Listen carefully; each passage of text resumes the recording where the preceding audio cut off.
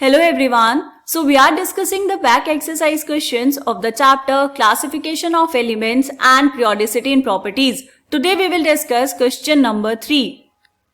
So here the question is, what is the basic difference in approach between the Mendeleev's periodic law and the modern periodic law? क्या difference था बेटा दोनों में? जो Mendeleev ने अपना पीरियोडिक लॉ दिया था उसमें उन्होंने कहा था जो प्रॉपर्टीज हैं एलिमेंट्स की वो पीरियोडिक फंक्शन है किसका बेटा? वो पीरियोडिक फंक्शन है एलिमेंट्स के एटॉमिक वेट का। पीरियोडिक फंक्शन का मतलब क्या होता है बेटा कि एक रेगुलर इंटरवल के बाद आपको वहां पर रिपीटेटिव प्रॉपर्टीज मिल जाएंगी, मतलब प्रॉपर्टीज रिपीट होने लगेंगी। ठीक है, सेम ट्रेंड फॉलो होगा। मॉडर्न पीरियोडिक लॉ ने क्या कहा? मॉडर्न पीरियोडिक लॉ कहता है कि जो बेसिक फंडामेंटल प्रॉपर्टी है एलिमेंट्स की वो है atomic number.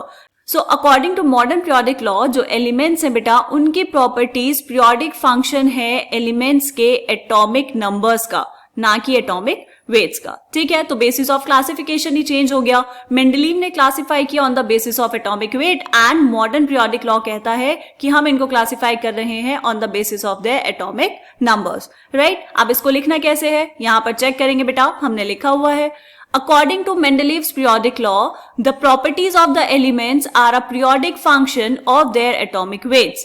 And on the other hand, according to modern periodic law, the properties of the elements are a periodic function of their atomic numbers. ध्यान से देखेंगे बेटा तो सिर्फ दो ही बातें चेंज है, atomic weight and atomic numbers. So therefore, the basic difference between the two is the change in the basis of classification of elements from atomic weight to atomic numbers. Basis of classification change हुआ atomic weight से atomic number. Clear? Question समझ आया बेटा? मिलते हैं next question में, तब तक के लिए बाय बाय.